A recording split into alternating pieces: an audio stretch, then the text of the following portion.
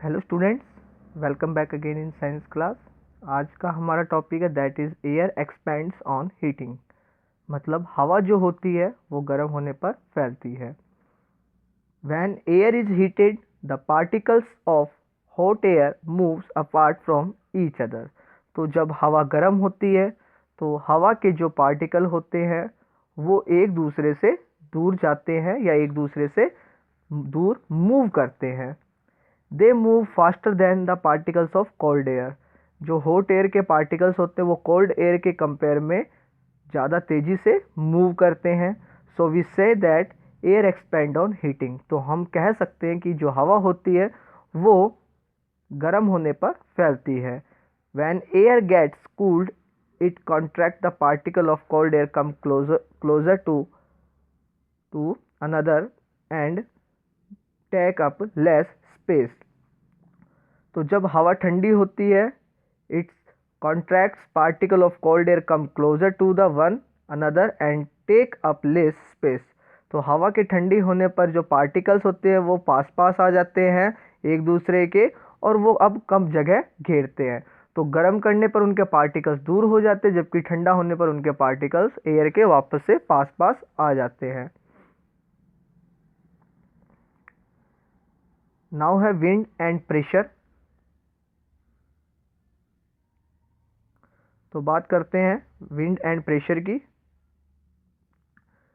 A Swiss mathematician Daniel Brunel studied that high-speed winds accompany reduce the air pressure। तो एक Swiss जो mathematician थे या आप साइंटिस्ट बोल सकते हो, उन्होंने स्टडी किया जो हाई स्पीड विंड होती है वो एयर प्रेशर को रिड्यूस कर देती है, या जो तेज़ी से बहने वाली हवा होती है वो तब बहती है जब एयर प्रेशर कम होता है। When speed of wind increase pressure decrease. जब हवा की स्पीड बढ़ जाती है तो प्रेशर जो होता है वो डिक्रीज हो जाता है या वो घट जाता है। To study that relationship between wind and pressure perform the following activity. तो आप ये एक्टिविटी पढ़ सकते हैं जिससे आपको पता चल जाएगा कि जब भी प्रेशर डिक्रीज होता है हवा तेज़ी से बहती है, या हवा जब तेज़ी से बहती है तो इसका मतलब जो प्रेशर है वो रिड्यूस हुआ है या घटा है। विंड, तो विंड की यहाँ पर डेफिनेशन दी हुई है, moving air is called the wind. बहती हवा को हम विंड के नाम से जानते हैं, जबकि एयर जो होती है वो the air is the mixture of gases. The speed of wind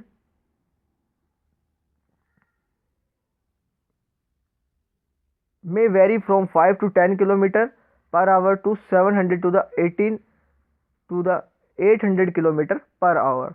तो जो हवा की जो स्पीड होती है वो अलग अलग हो सकती है। ये 5 से लेकर 10 किलोमीटर प्रति घंटे के हिसाब से लेकर 700 से 800 किलोमीटर प्रति घंटे के रफ्तार तक की हो सकती है। मतलब 5 to 10 kilometre per hour to 700 to 800 kilometre per hour की स्पीड तक की एयर जो है वो क्या कर सकती है, बह सकती है, उसकी स्पीड हो सकती है। The speed and the direction of wind is affected by the following factor. जो स्पीड होती है हवा की और जो डायरेक्शन होती है वो कुछ इन फैक्टर की वजह से अफेक्ट होती है। लोकेशन ऑन द अर्थ, अर्थ के ऊपर लोकेशन क्या है। रोटेशन ऑफ द अर्थ, अर्थ की रोटेशन से भी अफेक्टेड होते हैं। लोकल कंडीशंस, उस समय उस जगह जहाँ पर आप खड़े हो वहाँ की लोकल कंडीशंस क्या है। और हाई फ्रॉम द ग्राउंड, और हाइट जो है वो ग्राउंड से कितनी ज़्यादा है, यानी कि कोई इंसान या कोई भी वस्तु ग्राउंड से कितनी ज़्यादा ऊंचाई पर है। तो ये कुछ फैक्टर जो होते हैं वो एयर की स्पीड और उसकी डायरेक्शन को क्या करते हैं, अफेक्ट करते हैं। Warm air is lighter. हम जानते हैं कि जो गर्म हवा होती है वो फैलती है, इसलिए वो हल्की भी होती है ठंडी हवा के कंपेयर में। तो वार्म एयर जो होती है वो लाइटर होती है, यानी कि हल्की होती है।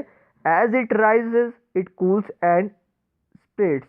और जैसे ही ये ऊपरी तरफ जाती है ठंडी होती है और वापस से फैल जाती है। Once it is cooled the air start moving back to the earth. और जैसे एक बार ये पूरी तरीके से ठंडी हो जाती है ये वापस से नीचे की तरफ अर्थ की ओर आने लग जाती है या ग्राउंड की तरफ आने लग जाती है। The region from where the air rise in area of low pressure is created. वह क्षेत्र जहाँ से हवा जो होती है वो ऊपर की ओर उठ जाती है, या वह एरिया जहाँ पर हवा जो होती है वो गर्म होकर राइज हो जाती है, ऊपर चली जाती है, वहाँ पर लो प्रेशर का एरिया बन जाता है। The region where the air sinks an area of high pressure created. और ऐसा क्षेत्र जहाँ पर हवा सिंक हो जाती है या आप बोल सकते हो कंप्रेस हो जाती है, दब जाती है, वहाँ पर लो प्रेशर एरिया बन जाता है, यानी कि वहाँ की एयर ठंडी होती है। The region where the air sinks an area of high pressure is created, जहाँ पर आपकी एयर सिंक्स होती है वहाँ पर हाई प्रेशर एरिया क्रिएट हो जाता है या बन जाता है। Since the atmosphere constantly work to the restore the balance, heavier air from a high pressure region move to take up the space of the warm air in the low pressure area। तो जो हमारा atmosphere होता है वो लगातार काम करता रहता है ताकि जो बैलेंस है वो बना रहे हवा का। Heavier air from a high pressure region move to take up the space of the warm air in the low pressure area.